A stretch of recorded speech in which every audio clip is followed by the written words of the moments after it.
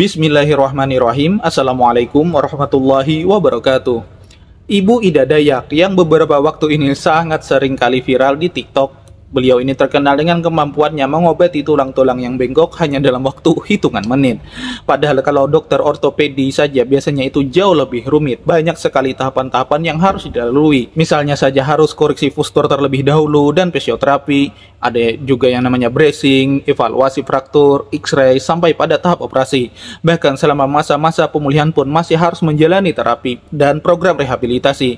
Misalnya saja seperti fisioterapi atau terapi okupasi untuk membantu memperkuat otot-otot dan meningkatkan fleksibilitas para pasien yang sedang diobati menderita tulang yang bengkok. Nah, sedangkan Ibu Ida Dayak ini tidak memerlukan metode-metode itu semua. Beliau hanya berbekal sebuah minyak yang diurutkan ke lokasi yang bengkok, di lokasi tulang yang bengkok misalnya. Setelah itu cukup urut saja beberapa menit, maka hasilnya pun bisa langsung kelihatan dan memang benar-benar sembuh. Tulang yang tadinya bengkok parah akhirnya bisa lurus dan normal kembali. Selain itu ada juga satu hal yang unik yang membuat Ibu Ida Dayak ini layak dan patut untuk diapresiasi. Terlepas dari saya sendiri belum mengetahui pasti agama beliau ini apa, Kristen, Muslim, ataukah Dayak Kaharingan. Karena biasanya kalau seperti kami di Kalimantan ini, agama orang-orang Dayak itu tidak terlepas dari tiga agama ini, Muslim, Kristen, atau Dayak Kaharingan. Nah, sedangkan Ibu Ida ini saya belum tahu pasti.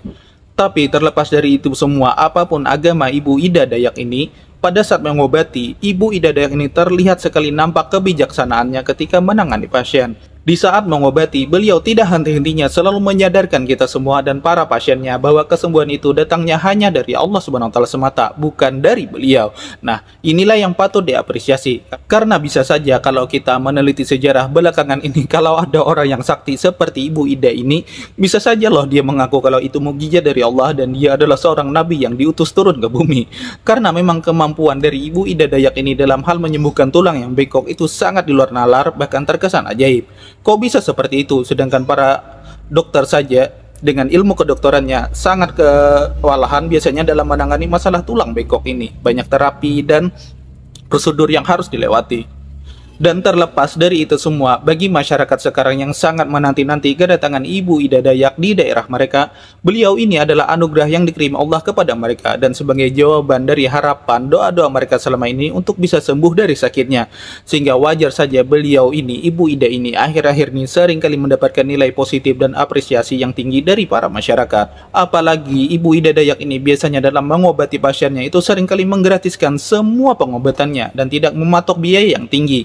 Kalaupun harus membeli minyak yang beliau jual, itu pun harganya tidak terlalu mahal. Ketika menemukan peristiwa seperti ini, maka saya jadi teringat pesan yang sering dinasihatkan oleh para ulama bahwa Rasulullah SAW pernah bersabda, yang artinya barang siapa yang menghilangkan suatu kesulitan bagi seorang muslim, maka niscaya Allah akan menghilangkan satu kesulitannya di hari kiamat kelak. Hadis riwayat Muslim.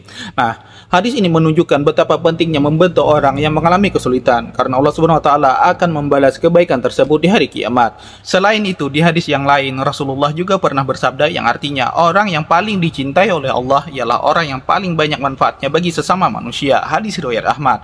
Nah, jadi itu saja mungkin pendapat saya tentang Ibu Ida Dayak ini. Di samping beliau memang punya kemampuan yang luar biasa, tapi yang lebih saya soroti adalah kebijaksanaan beliau ketika menangani para pasiennya.